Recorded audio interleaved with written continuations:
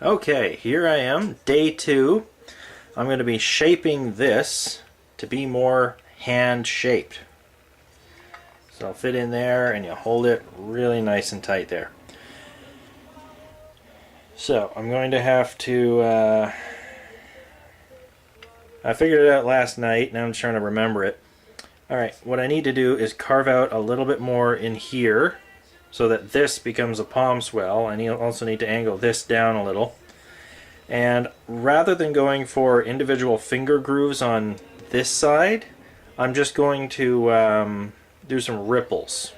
You know, just I'm not going to try to match fingers specifically, just going to angle it in a little with some slight rippling. I'm also going to make the entire profile of the thing a little bit thinner because it's still a little fat in the hand.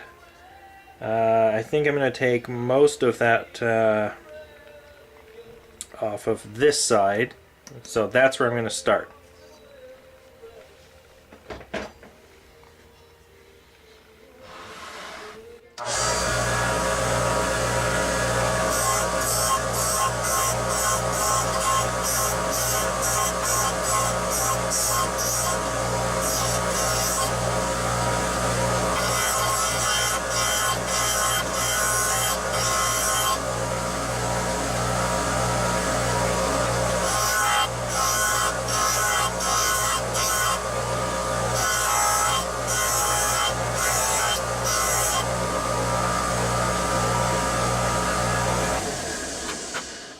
Alright, so that's good. Doesn't feel too thick in the hand, feels just right now.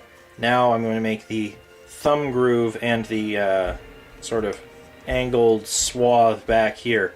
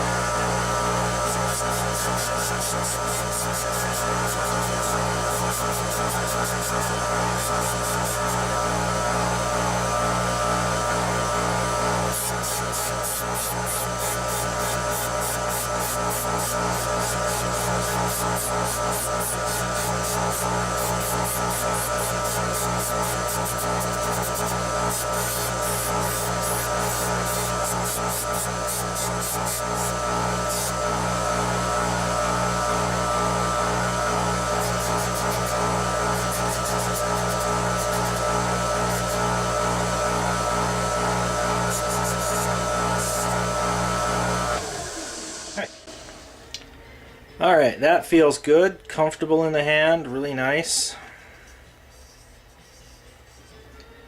Feels handle shaped, good and solid.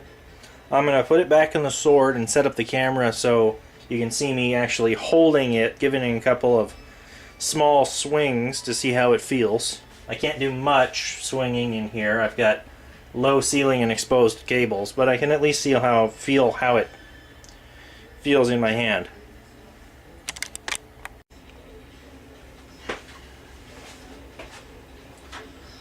Alright, so here I am.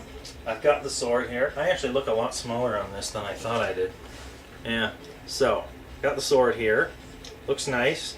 I'm definitely going to have to polish the blade and the brass handguard and the pommel cap there. But that's all post-processing, basically. I've noticed a couple of areas on the thing I have to shave down a little more for the final product, but it feels like a sword handle.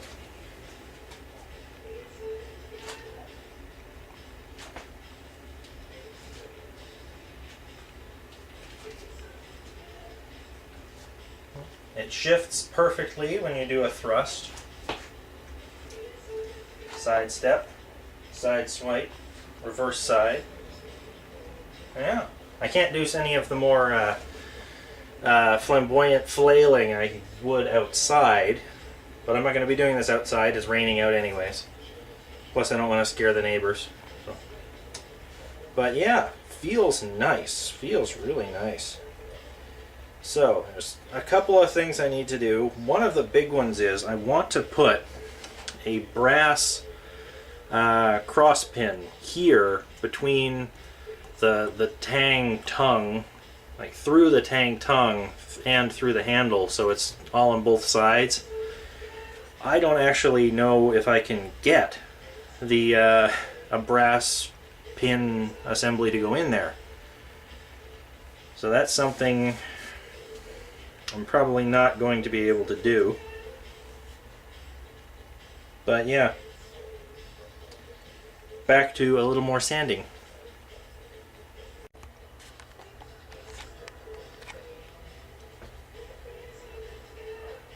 Alright, so here I am.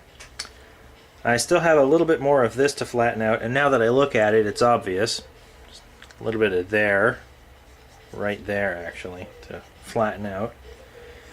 And a little bit of this to smooth out, because it sticks out a little.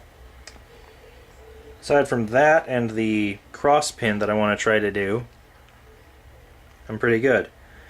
Maybe I can do one with steel, but I was really looking forward to working on the whole brass aesthetic for the handle. But you do what you can with what you got.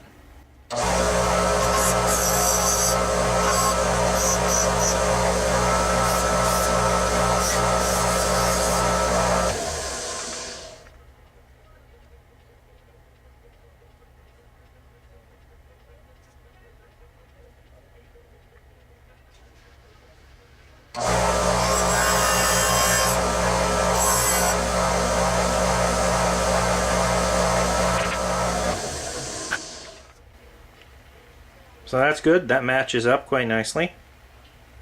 Good angle on that. Alright, perfect.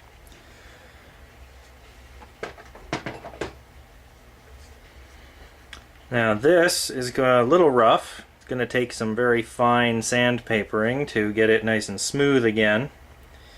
So, but it becomes a question of whether or not I can do the cross pin. So I'll be back after I've determined whether or not I can do that. Okay, so I've come up with a solution. What I'm going to do is I'm going to put these two brass bolts, which I've cleaned up. They're not flawless, but they are nice, and I can make them pretty shiny. I'm going to have to cut the ends off of them, so neither one will go all the way through. One will come in from one side, the other will go in from the other side, close to each other but not quite, so that they're both going through the tang and a little bit into the wood on the other side, but not all the way through. To make this actually work, though, I have to make the tongue here fit very snugly in here. So what I need to do is make a little sheet metal shim on both sides of this that sits right in there and will hold this nice and snug, so that I can drill right through this and this into that, and a little bit through onto the other side on each side, but not all the way through. This is going to be tricky to do, but doable. So first I'm going to make the shim.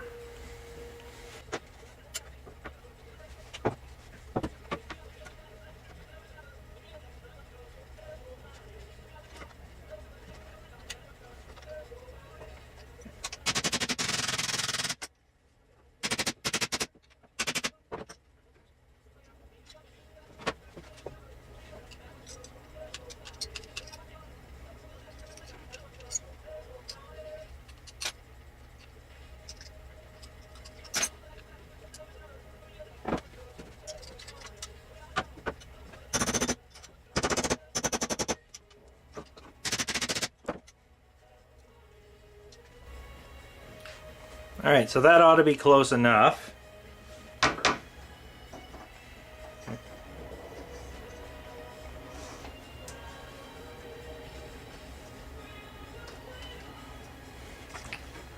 it ends up being just a little bit too long on each side here.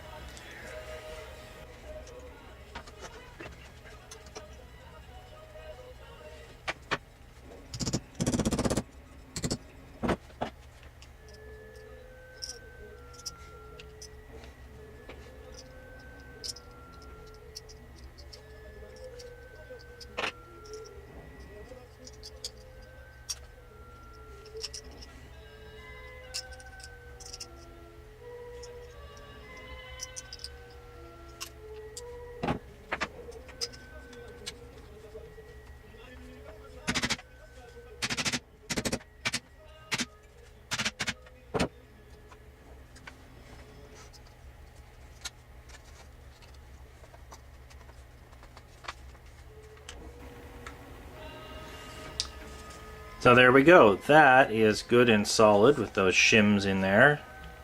Yeah.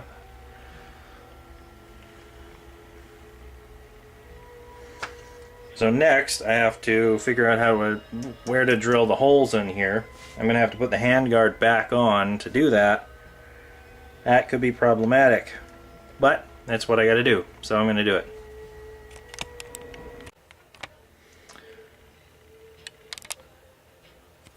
Okay, so I've elected not to do the crosspin thing for two reasons primarily. One, it ended up being far more complicated to work it out than I had expected, and two, once I got the shim made and in there, it actually turned out to be very, very solid when I got it all together. So it's ultimately pointless to make the crosspin thing with the shim in there, because the shim holds it really steady. So there's no point in doing it. It's more complicated than I expected it to be, so I'm not going to do it. No point. So all that is left for the main handle here is going to be to polish it up and either amber it or give it a linseed oil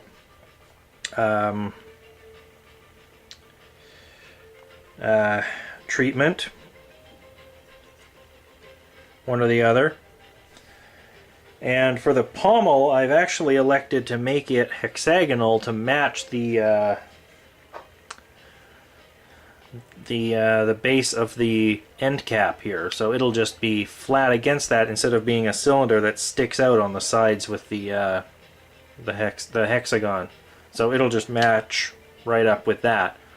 So that'll look just fine, and of course I'll do the same treatment to the pommel as I'm going to do to the handle, whatever I choose that to be. So I'll polish it up and I'll either amber it or linseed oil it, one or the other.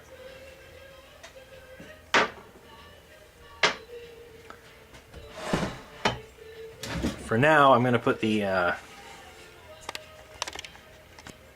flat edges onto this.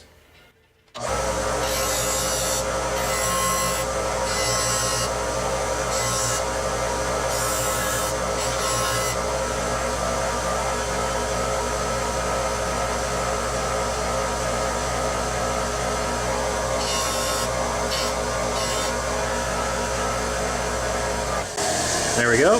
That'll work.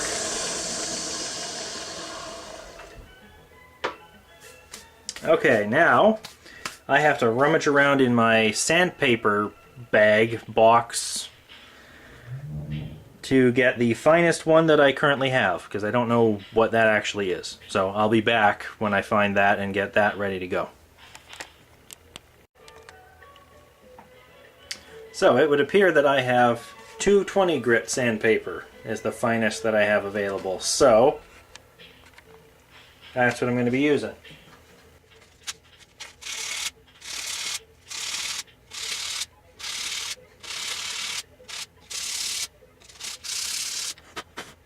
Yeah. I know the hexagon isn't perfect. I challenge you to do better with the equipment that I have.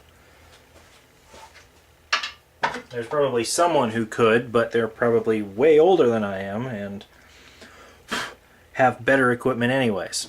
So, oh well, it's what I got. You do the best you can with what you got, and you get better every time you do it.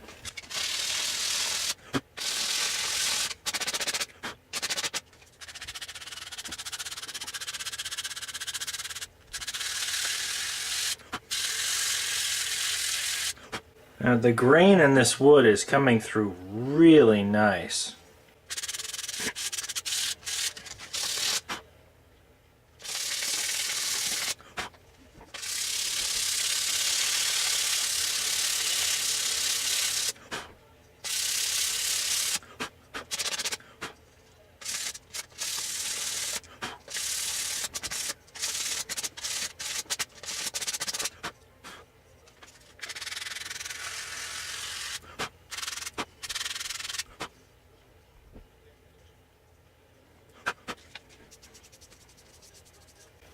Ah, yeah, that feels nice.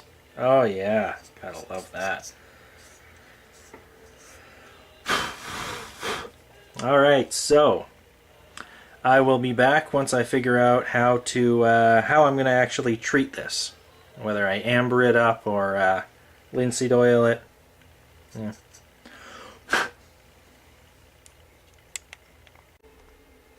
Okay, so I have elected to use this spar varnish. Yeah, I call it amber because it ends up basically ambering it. You know, it's very nice. It does take quite a long time to to properly set and everything, but it's well worth it. It does create a very nice finish and a deep sheen on a lot of stuff, especially wood like this. So that's what I'm going to be doing. I'm going to be demonstrating a hanging method involving string and nails. So yeah.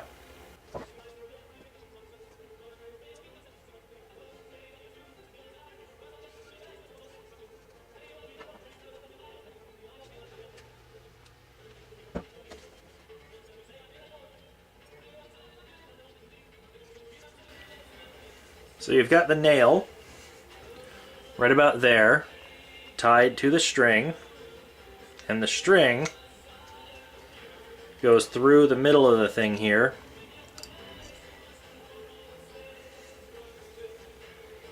And you just hang the piece up. I've got a piece of wood here clamped to the ceiling that I'm going to be hanging all of these little bits off of. It angles downward quite a ways, so this one is going to be here. The scabbard, which is the longest piece, is going to be anchored all the way up here.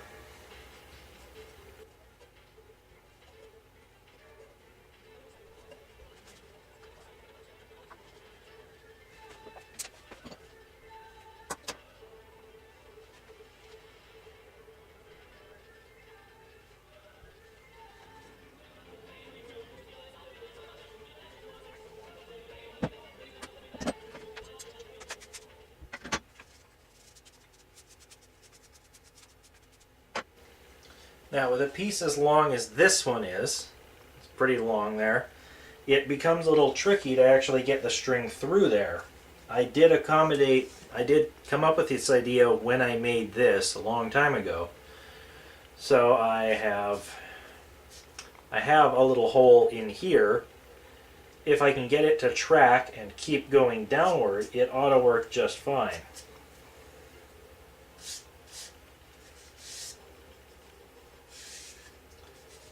This thing has held up quite well in storage. Not a lot of blemishes, nothing that the spar varnish won't easily cover up. Or well, not really cover up. It'll eliminate it. It'll look like it's just part of the wood, which is fine. Now the easiest way to get that kind of stuff through there is to find a long, thin, but like fairly rigid piece of steel rod. This stuff is, I think, 2 millimeters. And what you'll want to do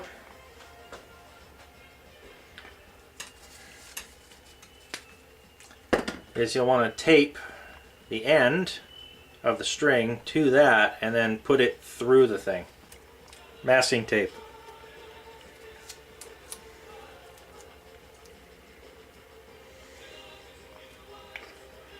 And you just tape that to the end, and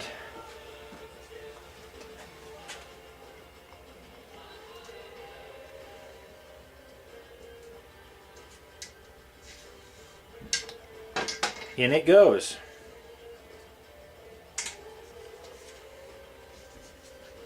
So you can see that, and the string goes through it,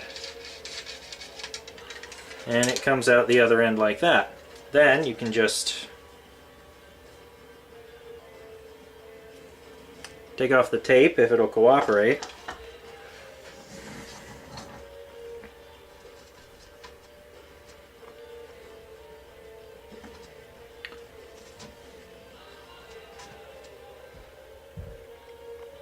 Ah, there we go.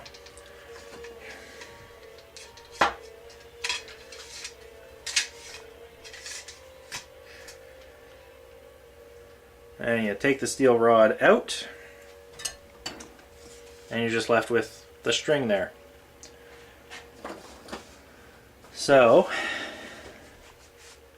this side, the little one, the tip here, is going to be the one getting the nail.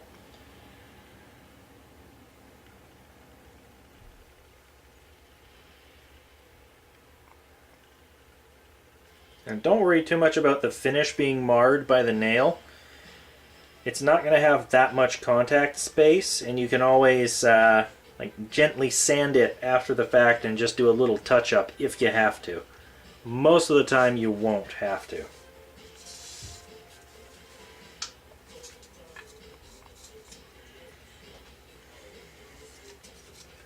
Yeah, see that? Not much contact space there at all. It'll be fine.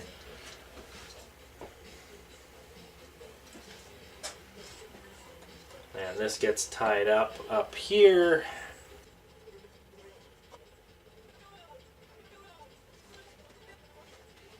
I'm just going to put the stray spare string hanging off to the side there. And I'm going to angle this just a little bit there so you can see most of the process. I can't get the camera far enough away to view the whole scabbard at once without making the rest of it look ridiculous, so just, you know, what I'm going to do to these little ones, which you should be able to see clearly, is exactly the same process as I'm going to do to the big one.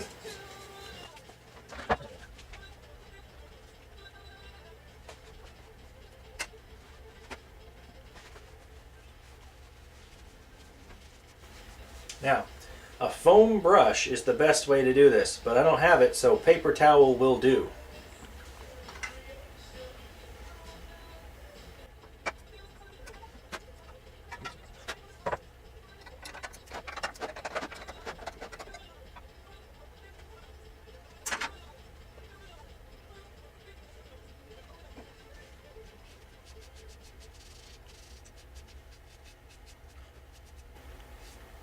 Oh yeah, look at that color. Look at that color coming through there. That is beautiful.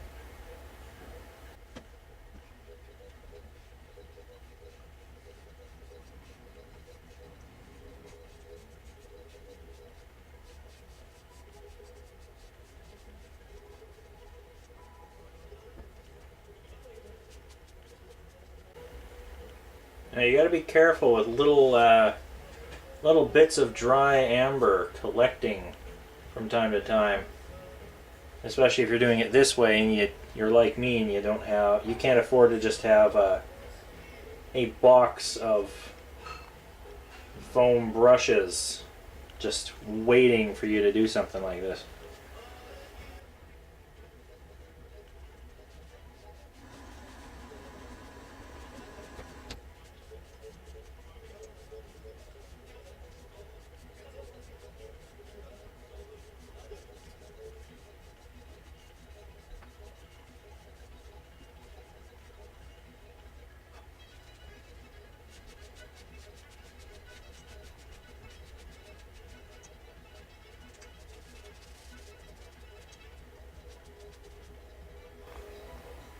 Yeah, look at that color. That is nice. Oh boy, this sword is going to look great. I can't wait to see what the knife looks like, but I'm going to have to wait a while to do that.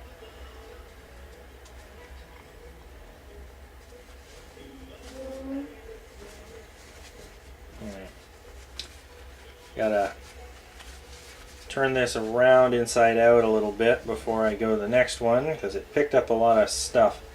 Also, you should be using gloves, but I ran out, so I'm just gonna have to wash my hands quite a bit before I can. What is that line? That, oh, it's glare from that. Okay.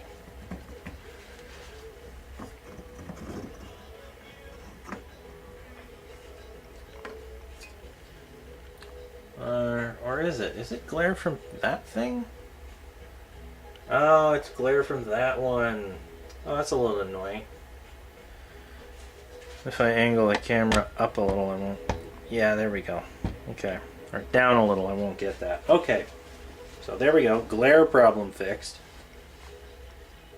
I might just edit that out. Probably not.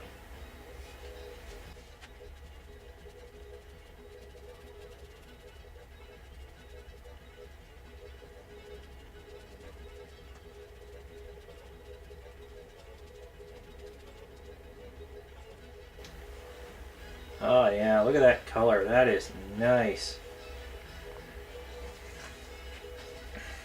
Alright, this paper towel isn't very good, I just realized. It's leaving little fiber bits all over the place. I don't know how I'm going to deal with that. If you're going to do this, get a good paper towel. If you don't have it, just... hopefully you have the luxury of waiting and getting a proper set of foam brushes for this.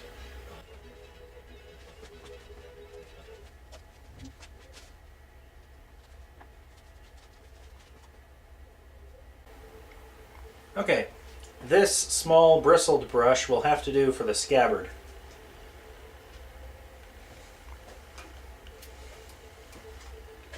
I'm hoping.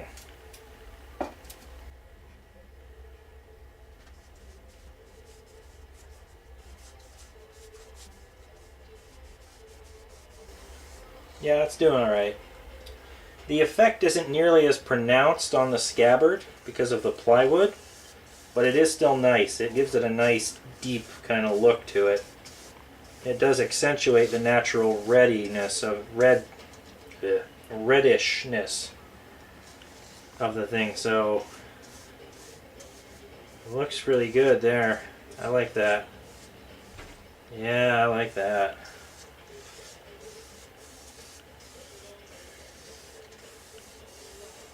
It'll all look like it was intentionally made to match the colors. Even though it definitely wasn't, because I don't have the luxury of all that.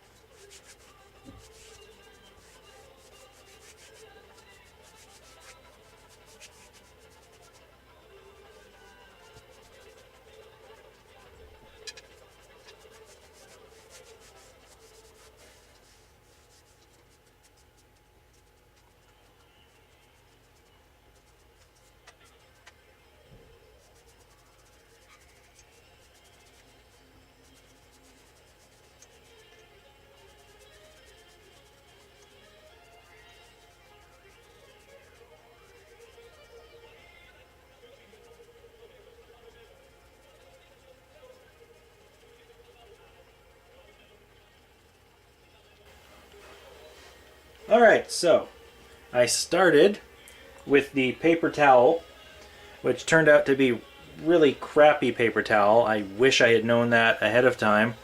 So I guess the question is, if I had this brush, which is good enough the whole time, why did I start with the paper towel? Well, because now I'm going to have to clean this brush, and this stuff is not easy to clean. It's meant to soak into whatever it is that you're putting it into and stay there. It's not paint. It's not sitting on the surface. It's meant to soak in. So it's a pain to clean out of whatever it is you get into it. So that's the process. Hopefully you're looking this up before you go to the store to buy stuff to do this. So if you are, foam brushes are the best for spar varnish or anything similar to that. Any oil-based amber kind of treatment for wood, you want to go for the you want to get the foam brushes for that, and you want to throw the foam brushes away when you're done with it. That's the basic thing, because it's a pain to clean out. I'm going to try to do it with the bristles here. I don't know if I'll be able to, but anyways. Point is, hopefully you're looking this up ahead of time, so do as I say, not as I do. But the end result, as you can see, is that the wood grain is quite well pronounced now, and it got its full potential color out of this. And when it dries, it's going to look even better. It's going to have that full sheen you get out of it when it all sets. So that's going to look very nice. I'm going to let this set for, no joke, at least a week before I put it all together and put it back on the sword.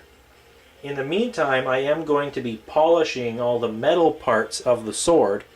The blade especially needs a good polish, as does the brass handguard and the brass pommel, the end piece, needs a good polish. So I am going to be doing videos on those in a couple of days. And then when this is all set and all of that is ready, then I'll do a video, it's a quick one, reassembling the whole thing and swinging it around a little to see how it feels, and putting it all together under some great lighting and seeing how it all looks when it's all together like that. So that will be the finishing video for this.